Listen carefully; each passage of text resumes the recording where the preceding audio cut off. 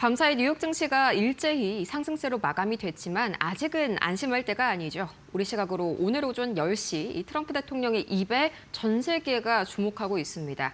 과연 이렇게 중요한 시점에서 오늘 투자 전략 어떻게 세워봐야 할지, 어떤 시나리오가 나올지 이창환 IM증권 서울금융센터 이사 모시고 이야기 나눠볼게요. 어서 오세요. 네, 안녕하십니까. 네, 그래도 뉴욕 증시가 이틀 연속 좀 좋은 흐름 이어갔습니다만 역시나 중요한 건 잠시 후에 있을 10시에 트럼프 대통령의 연설이겠죠.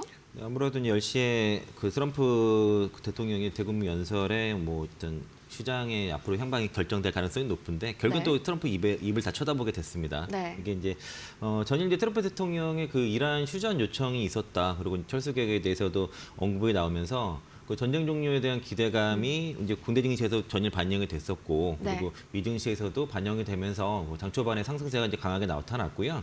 이란 측이 그 미국과 이란 협상이 되는 게 없다. 그런 이런 협상에 대한 난항 루머가 나왔고 그리고 미국은 그 A-10기가 이제 지상전에 이제 최적화된 그 전투기인데 이게 추가 배치가 소식이 나오면서 지상전 우려가 나오면서 좀 장 후반에 상승폭을 일부 좀 반납하는 흐름이 네. 나타났고요.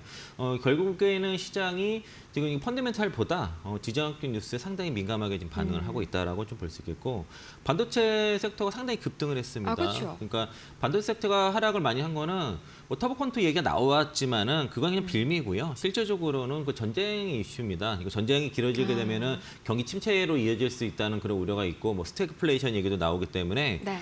그래서 이제 많이 눌렸던 것이고 그리고 전혀 이제 반대로 이제 정규 종료에 대한 기대감이 나오니까 특히 이제 그 동안에 많이 팔았던 헤지펀드에서 반도체 종목을 굉장히 많이 팔았었는데 그쵸. 어제는 또 많이 샀습니다. 아. 그러면서 마이크론이라든가 웨스턴 디지털 이런 기업들이 장주 뭐 10% 이상 오르기도 하고 네. 웨스턴 디지털은 10% 이상 올랐고요. 그 알파벳 같은 경우에는 그 소라 프로젝트 종료 이슈 때문에 반사이익 기대감 그리고 이제 테슬라 같은 경우에는 그 FSD 업데이트라든가 스펙스 X 그 상장 이벤트 요 기대감 때문에 좀 강한 상승이 나타났고 네. 112 같은 경우에 경공 비만 치료제 출시 소식이 나왔죠. 그래서 그쵸. 이제 제약바이오 쪽에서는 좀 상대적으로 강한 흐름이 좀 나타났습니다. 국내 증시는 어쨌든 야간 선물이 1.6% 올랐기 때문에 오늘 상승 출발 가능성이 있는데 아무래도 10시에 중요한 이벤트가 있어서 그렇죠. 아마 상당한 그때까지 오르더라도 좀 관망세가 좀 나타날 것으로 좀 보고 있습니다. 네, 그럼 만약에 이제 오전 10시에 좀 긍정적인 메시지가 나와준다면은 지금 또 환율이 다시 한번 8원 이상 좀 뛰었거든요. 네. 유가도 생각보다 그렇게 진정이 안 되는 국면인데 좀 이런 유가 환율이 안정을 찾을지가 궁금하고요. 또 그렇게 만약에 좋은 메시지가 나오면 어떤 섹터가 가장 먼저 반응할지도 궁금하네요. 아무래도 그 반도체 섹터가 가장 먼저 반등할 수밖에 없어요. 그 역시 전쟁 그래요. 네. 때문에 가장 먼저 빠졌던 것이고, 그 현재 국내 증시가 사실 어제부터 그 웹비 그 세계 국제지수 그 편입이 되면서 자금이 네. 들어왔고 어제 하루에만 2조 한 7천억 정도 들어왔습니다. 그래서 장 마감 이후에는 환율이 1,500원 밑으로 더 떨어지기도 했었는데 현재 그 우리나라 증시 같은 경우는 웹비라는 이게 사실 수급 방패라거든요.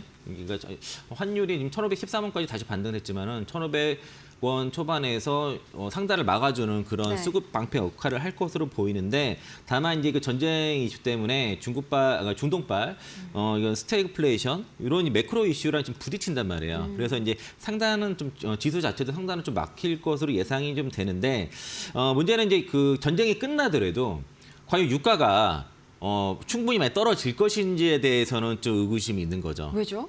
아무래도 이 수급이 공급망이 망가졌기 때문에 이걸 되돌리기까지 상당한 시간이 걸린다는 겁니다. 그래서 100달러 선에서 좀 WTI 기준으로는 100달러 전후에서 좀 끈적끈적하게 갈 가능성이 시장이 좀 우려를 하고 있는 상황이고요. 네. 그래서 이제 이란 내부의 정치 역학관계, 그러니까 이란 지도부 자체가 네. 단일 체제가 아니란 말이죠. 최고 지도자 그리고 대통령 그리고 이란 혁명수비대 이런 식의 구조가 있기 때문에 결국에는 호르무즈 해협이 열리느냐 안 열리느냐 이게 핵심이고 장기화가 될 수도 이런 있겠네요. 이란의 그 지정학적 무기가 살아 있는 한 유가가 전쟁 이전 수준으로 돌리기는 현재는 어렵다는 거죠. 네. 그리고 이란 오늘 아까 좀 시장 루머는 뭐냐면 이란이 현재는 협상 의지가 없다. 네. 왜냐면 네.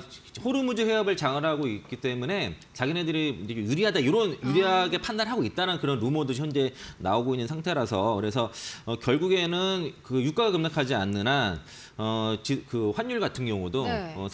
좀 추가로 하락하기가 쉽지는 않은데 다만 우리는 웹비라는 방패가 있어서 상단을 막아주는 역할을 할 거다. 다만 그러면은 유가라든가 환율이 안정일치할 경우에는 당연히 가장 그동안 그로 인해서 그 급락을 했고 돈을 많이 받았던 반도체 섹터, 삼성전자, SK하이닉스의 급반등 예상이 되고 네. 그리고 실적과 배당과 그리고 이제 회사의 그 피지컬 AI로서 변화가 있는 현대차 이런 기업들이 강하게 반등할 수밖에 없고요. 어제도 그런 조짐이 좀 나타났다라고 볼 수 있겠습니다. 네, 또 환율이 갑자기 하루 사이에 왜 이렇게 뛰어나 했더니 또 그런 루머가 밤사이에 돌았었군요. 한번 10시 이후의 상황을 지켜봐야 될 것 같습니다. 근데 또 어제 반도체 투탑은 굉장히 좋은 흐름이 이어졌었죠. 드디어 좀 반도체 수출 사상 첫 800억 돌파, 이 어마어마한 성과가 나왔습니다. 이 앞으로의 반도체 투탑 추가적으로 상승 이어갈 수 있다고 보시겠죠?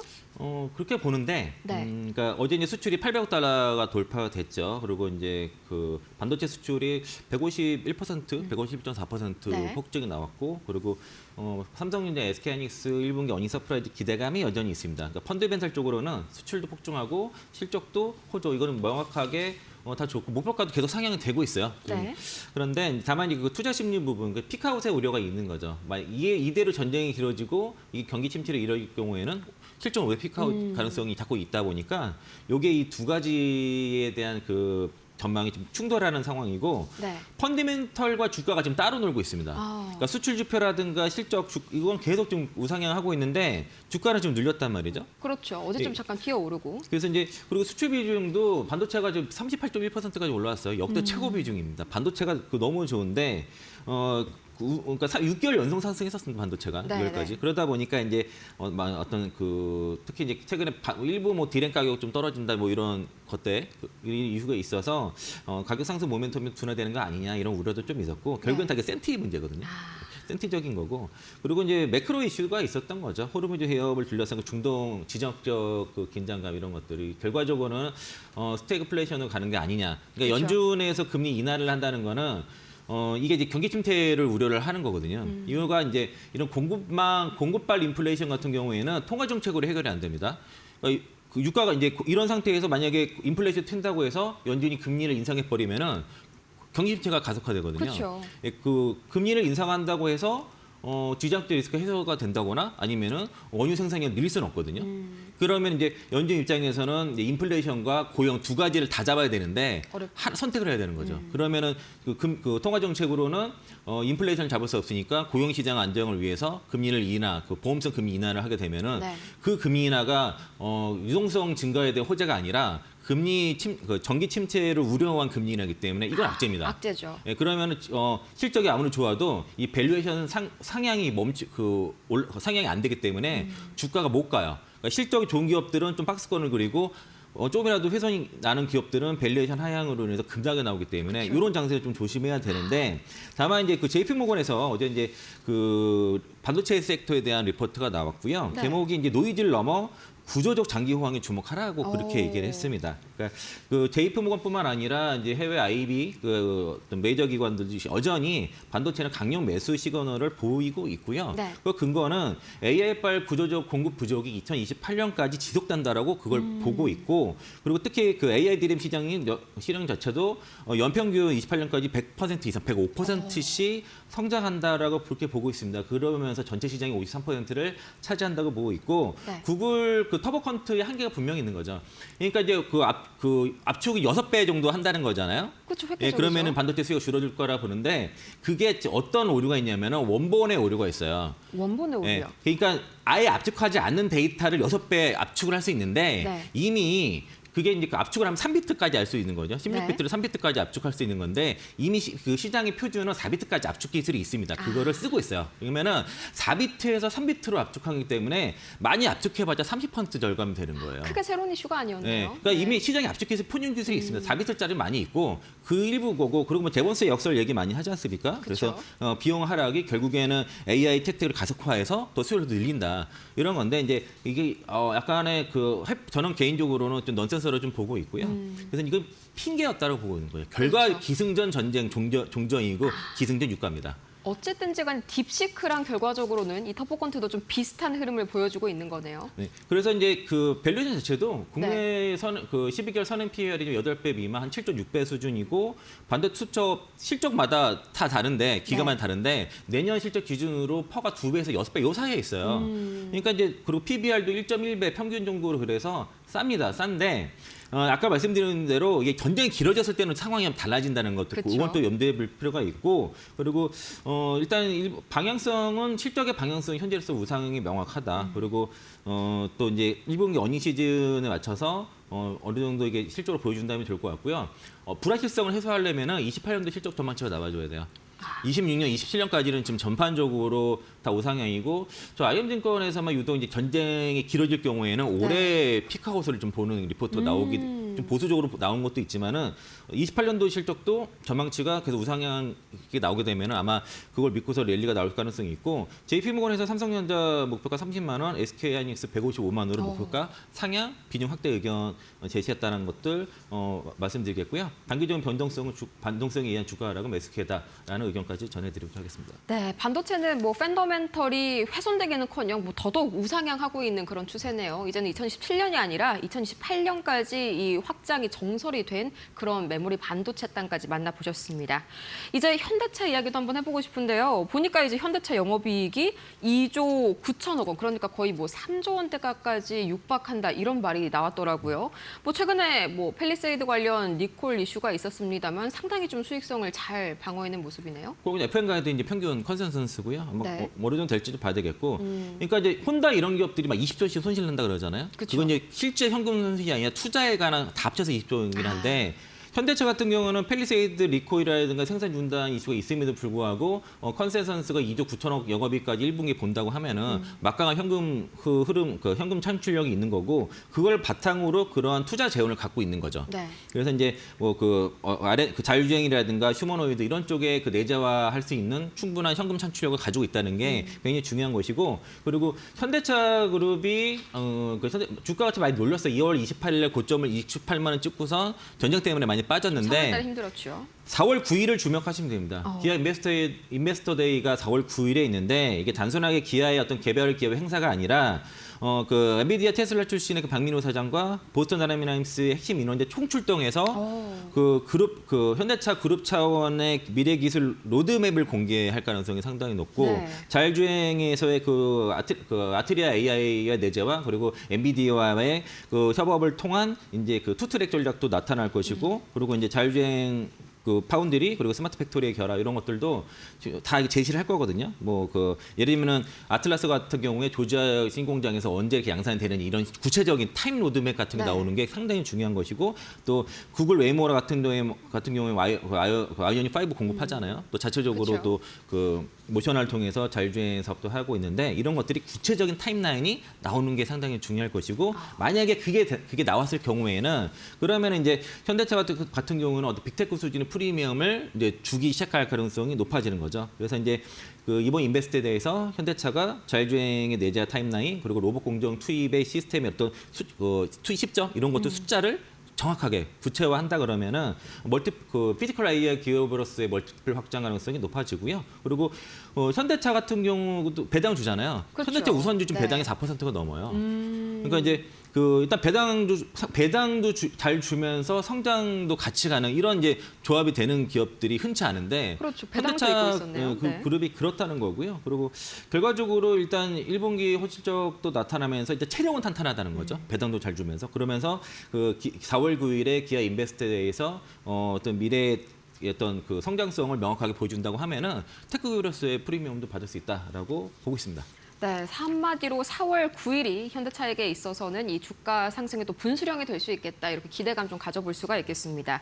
이제 전체 시장으로 좀 보자면 4월 첫 거래일부터는 일단 기분 좋게 좀 출발을 해줬죠. 이제 앞으로 4월 시장 좀 이런 좋은 흐름을 유지해 줄 수 있을지 대응 전략 한번 세워주시죠.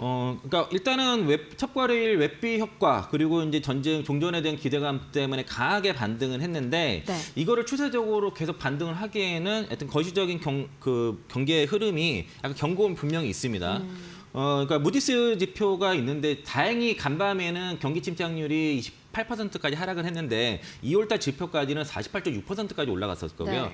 이게 이제 50%를 터치를 하거나 넘어갔을 경우에는 지난 60년간의 데이터 중에서 경기 침체가 오지 않은 적이 단 한 번도 없었습니다.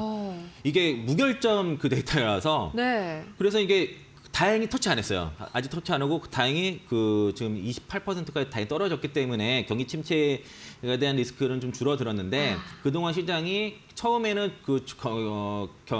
전쟁으로 인해서 네. 인플레이션 우려가 프라이싱 됐다 그러면은 최근 흐름은 스태그플레이션, 경기 침체가 프라이싱 됐던 겁니다. 그래서 요건 좀 상황이 달라요. 그래서 약간의 이제 올라가더라도 여기서 추세적으로 간다에 막 베팅해서 가는 것보다도 약간 네. 보수적인 대응은 필요할 것이고 그래서 지금은 나쁘면 나쁘고 좋으면 좋은 이게 다 안 좋은 뉴스는 안 좋은 뉴스인 거예요. 네. 지금은 이제는. 그래서 이제 연준의 금리 인하가 현재는 호재는 아닙니다. 그래서 이제 가장 중요한 건 종종이 빨리 돼서 인플레이션이 떨어져서 인플레이션 떨어진 거로 인한 금리 인하가 돼야 되는데 네. 인플레이션은 올라가는데 고용 시장을 방어하기엔 금리 인하 이거는 악재예요. 예방주사 이거를 좀 성격이죠, 조심해야 될 것 그러면. 같고 그래서 4월 달은 일단은 핵심 핵심 뭐 삼성전자, 하이닉스, 현대차라든가 이런 이제 이런 그 어떤 체력이 네. 튼튼하고 시장을 방어되는 기업들 위주로 좀 압축할 필요가 있고요. 어느 정도 올라갔을 때는 좀 현금을 좀 조금씩은 그러니까 나빠서 파는 게 아니라 네. 어떤 그 매크로 이슈를 대비하기 위해서 현금 비중을 조금씩 올려가는 전략이 좀 필요할 거다. 그러니까 종목을 다 와장창 파는 이게 아니고 네. 어떤 초우량 방어주 위주로 좀 실적 기반의 위주로 좀 실적주 위주로 압축을 하고 그리고 많이 떨어졌다고 사는 건 아닌 것 같아요. 하여튼 네. 종목 압축하고 현금 좀 늘리자. 4월달 전략은 그게 필요할 것 같다라고 보고 있습니다. 그럼 좀 종목은 어느 쪽으로 압축을 해보는 게 좋을까요? 저는 뭐 계속 말씀드렸던 종목들이 뭐 삼성전자, 하이닉스, 현대차 뭐 이런 기업들 말씀드렸던 거고 네. 그리고 뭐 최근에 삼성전자 뭐 이슈가 있었지만은 제가 말씀드린 것보다 주가 뭐 지금도 4배, 5배 오른 상태예요. 뭐 그런 기업들은 뭐 가져가셔도 될 거라고 보고 있습니다. 네, 삼성전자 그리고 SK하이닉스, 현대차까지 한번 종목 압축을 해보심이 좋겠다 싶었습니다. 그런데 뭐 역시나 이제 금리 인하 관련 힌트가 나온다고 한들 이 오늘 오전 10시죠. 이 트럼프 대통령의 입에서 뭔가 종전에 대한 이슈가 없다면 계속적으로 그런 이슈들은 좀 하방 압력으로 가해지지 않을까 그런 걱정이 있다. 이렇게 정리를 좀 해볼 수가 있겠습니다. 이렇게 해서 이제 이 4월의 첫 번째 거래일이 지났고요. 두 번째 거래일 어떻게 전략을 세워볼지 오늘 이창환 IM증권 서울금융센터 이사 모시고 자세하게 이야기 나눠봤습니다. 오늘도 좋은 말씀 고맙습니다. 맞습니다.